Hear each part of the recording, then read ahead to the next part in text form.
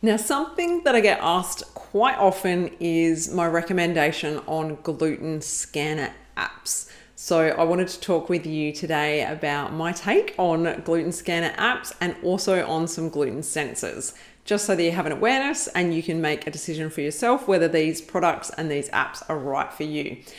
Now, as you may know, there are a number of gluten scanners that you can put you put food into. You put some food into the scanner and it will tell you whether that food has got gluten in it. Now, there's some positives and some negatives to these products. So I wanted to talk with you about that today. And then I'm also going to talk about the pros and the cons of scanner apps that are available. So let's jump on into it. Welcome to the Healthy Celiac Show. I'm your host, Belinda Whelan from belindawhelan.com. And here you will learn to live your very best life with celiac disease. So we are going to be talking all about health-related topics because you, my friend, are more than just a woman with celiac disease.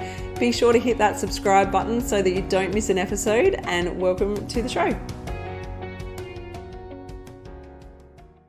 So there is a very popular gluten detector device called Nima, and it is quite an expensive product. However, some people swear by it, they love it, and wouldn't go anywhere without it. So what the deal is with these is you can take it to a restaurant, cafe, you order your meal, and you basically take some of your meal and you place it inside this detector, and it will give you a smiley face if it's gluten-free, but it will then let you know if it's got gluten in it. The problem with these is you are only testing a very small amount of your food. There could be gluten anywhere in that meal, but it may not be in that one tiny particular piece of food that you grab from your plate and put into the scanner. Now, these devices, I guess they are something that once you've bought it, you have to keep buying from that company. You have to keep buying the capsules to put inside it. And if money's no object by no means, then that is fantastic. And I think that's a really great option as a backup plan. It can be helpful if, you wanted to test different, just say you went out for a meal and you had different things on your plate. You might have a gluten-free piece of lasagna, some gluten-free salad, and some gluten-free fries or chips.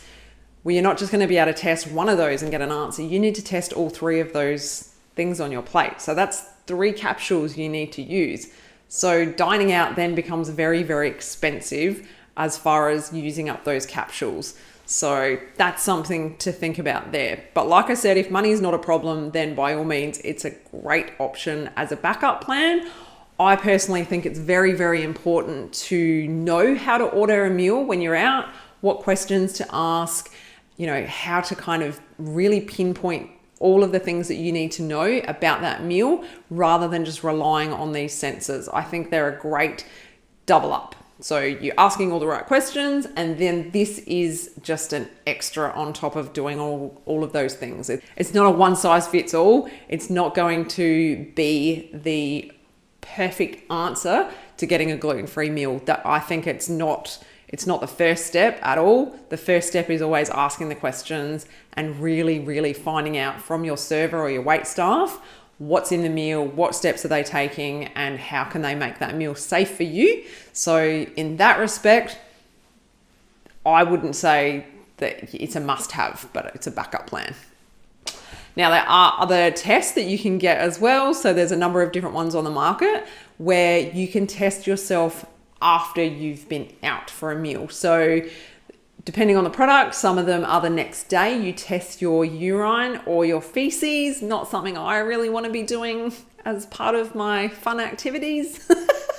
But it might be something that you suspect you've been glutened and you don't get major issues as far as symptoms, and you just want peace of mind to know whether it was just something like, maybe greasy food. Some people have greasy food and it makes their bowel movements very soft. So you might be worried that you actually did have gluten. You could do one of those tests and it will let you know whether or not you've had gluten. So for that, I think that's a good idea. If you haven't got on top of the way that your body is reacting when you eat out, that can be a little nice backup plan for seeing how you're progressing with that.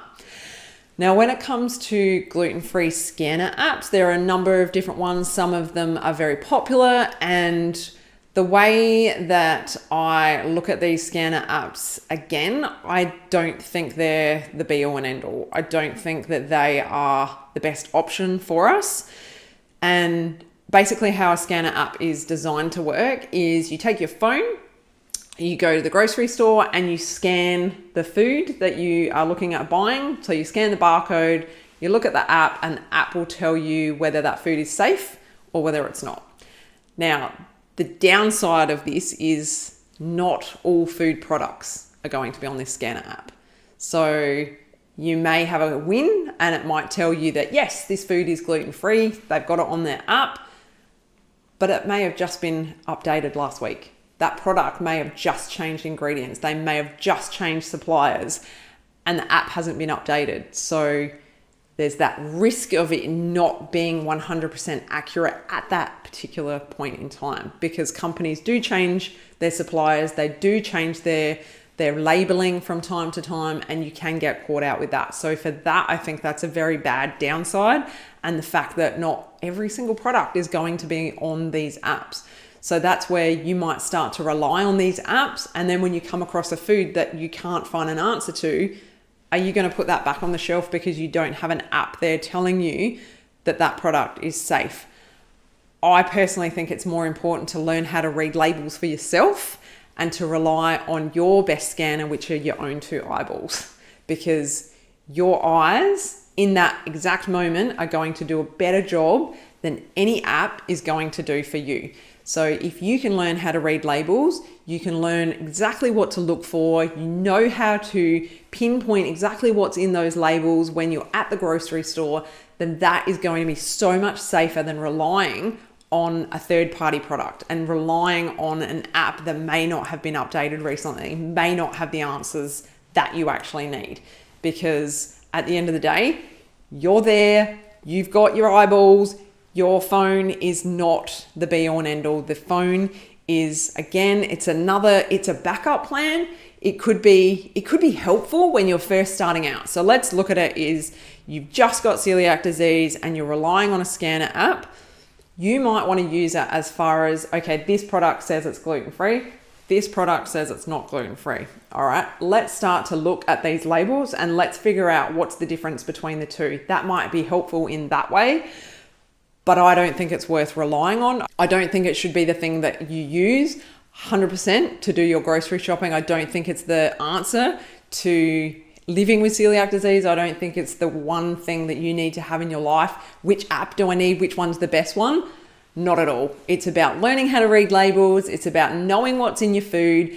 And if I can be completely honest, the best thing about not only looking for gluten when you're reading labels is you can see all the other crap that is listed in those ingredients when you're looking for food. And if health is your priority, like it is for me and many, many people, then you'll start to see some of the stuff that is in the food that you're picking up, and it will make you more aware of what you're putting in your body. So for that, I think it's fantastic as well when we really start to read labels and look at what's in our food. So empower yourself to become the best label reader that you possibly can.